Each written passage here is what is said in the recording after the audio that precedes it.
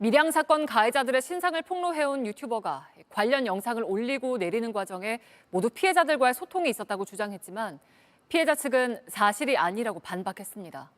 사적 제재를 했다는 논란과 함께 자신의 유튜브를 위해서 피해자들을 이용했다는 비판이 이어지는 가운데 온라인상에서는 밀양시도 시달리고 있는 모습입니다. 박준우 기자입니다. 밀양시청 홈페이지에 올라온 글들입니다. 성범죄자들의 도시라며 밀양시를 원색적으로 비난한 내용이 대다수입니다. 밀양시 SNS 계정도 마찬가지입니다. 딸에게 밀양은 근처도 가지 말라고 교육하겠다. 무서워서 가겠냐 등 조롱 섞인 댓글이 수두룩합니다. 최근 유튜버들이 밀양 여중생 집단 성폭행 사건의 가해자 신상을 공개한 뒤 벌어진 일입니다. 사건이 재조명되면서 국민적 공분이 일자 밀양시에도 불똥이 튄 겁니다. 인터넷 운영관리 조례가 있습니다. 거기에 보면 게재해서 안 되는 내용들이 있으면 저희들이 자체적으로 삭제할 예정들입니다.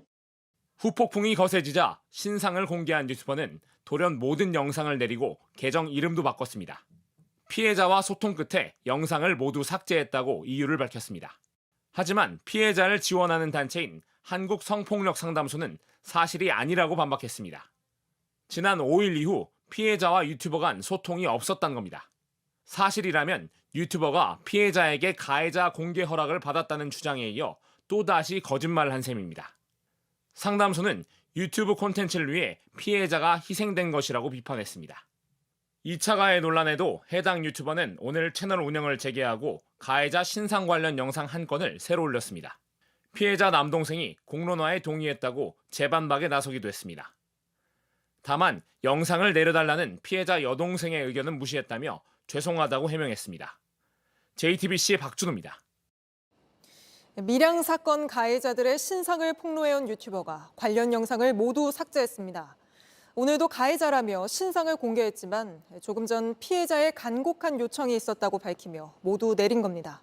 먼저 최현수 기자입니다. 밀양 여중생 집단 성폭행 가해자라며 4명의 신상을 잇따라 공개한 유튜버가 관련 영상을 모두 삭제했다고 밝혔습니다. 피해자들에게 더 이상 폭로를 원하지 않는다는 답변을 받았다고 주장했습니다. 하지만 이미 해당 영상은 퍼질 대로 퍼진 뒤입니다. 지인들끼리 과거의 이야기만 나오면 어렸을 적 벌인 일이고 그럴 수 있지 않느냐라는 말을 한다고 한다. 경남의 한 지자체에서 일한다고 알려지자 게시판은 욕설로 도배됐습니다. 그래서 어떻게든 사법 정의가 이루어져야 된다는 그런 국민적 공감대가 있고 구독자가 바로 돈으로 직결된다는 거죠. 다른 유튜버는 가해자로 지목된 5번째 남성의 신상도 공개했습니다. 배달 대행업을 한다고도 했습니다. 20년 전 청소년이 아니라 성인이 된 몽타주 똑똑히 기억해 주시고. 자신이 가해자로 지목돼 신상이 공개됐다고 주장하는 남성은 온라인에 글을 올렸습니다. 물도 한 모금 못 넘긴 채 심정지가 온 것처럼 살고 있다면서도 성폭행은 하지 않았다고 했습니다. 이 남성은 다니던 회사에서 해고됐는데 동의 없이 신원이 공개돼 명예가 훼손됐다며 해당 유튜버를 경찰에 고소했습니다. 가해자의 여자친구로 잘못 알려진 여성도 고소한 것으로 전해졌습니다. 경찰은 명예훼손 혐의로 5건의 고소가 접수됐다고 밝혔습니다. JTBC 최현수입니다. 그런가 하면 사건의 주범이 일했던 국밥집은 결국 문을 닫았습니다. 이 국밥집 사장은 조카의 잘못도 무허가 건축물에서 영업한 것도 다 죄송하다고 했는데 윤두열 기자가 만나봤습니다. 죄송하다는 말을 가장 먼저 했습니다.